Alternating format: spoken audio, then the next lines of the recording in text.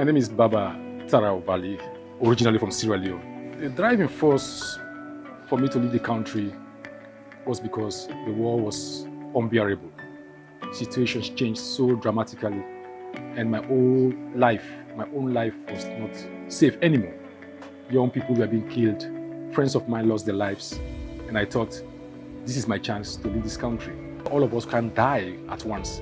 We need to have people who will continue when some of us are no more. I had my brother who was in the army, who chose to fight, who chose to sacrifice his life to die. I did not. Perhaps I'm a bit selfish in that, leaving the country. In that time, I choose for myself. I choose for my life. I choose to be free. And I choose to go somewhere else where I can better my life. And then perhaps one day come back and be of added value to this great nation. 7 good years of my life was wasted. I'm not allowed to do anything. Not to study, not to work, nothing. So I have to live in that camp. Even though it was not a prison, but it feels that your brain has been captivated. Your whole brain is in prison because you can't develop your human self. You can't do anything. So that was for me something which I think, if not because I had a strong mental capacity, a strong mindset, I would not be alive by now.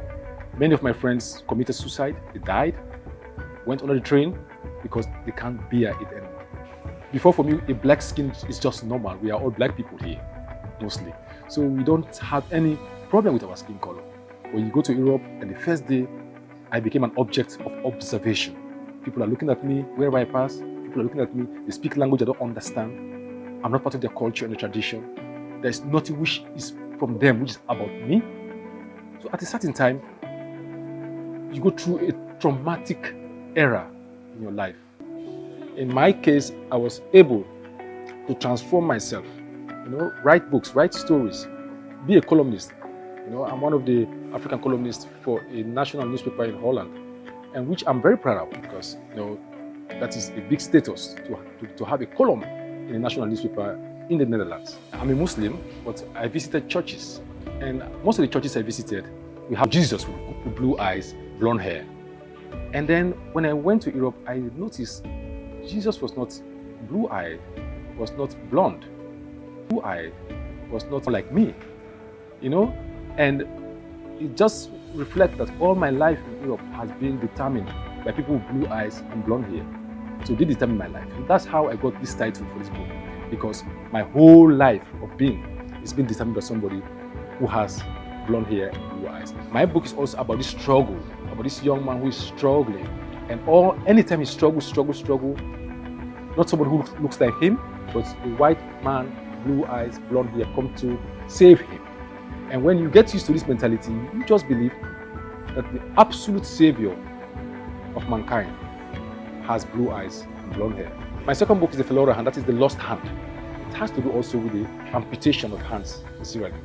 My whole question was, when I wrote that book, who gave that order to cut hands and what was behind it? People are saying, they wanted to cut hands because they don't want people to vote. But you don't cut a hand of a child that is 1 year old. That child is not going to vote. Why do you cut the hand of a child? So these are the things that motivate me to write. And I also, the Felora Hand is about the lost hand. But that hand, if that hand is found, it will lead you to Nirvana. It will lead you to anything you want in this world, you get it. That was the idea behind, but that was fiction. I made the story about it. That this person was looking for a certain hand, which he cut hands, they bring it to him and they look at it. And the one he's looking for exactly, if he doesn't find it, put it away. But he never found that hand until he went to Europe and then he got married. His first daughter had precisely the hand he was looking for.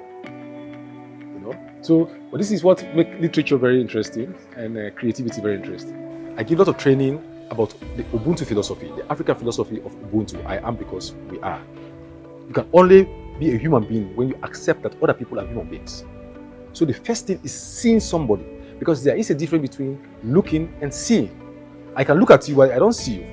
When I see you, I have interest in you. There is a connection. That connection should not be stopped by tribal, by regional, by what?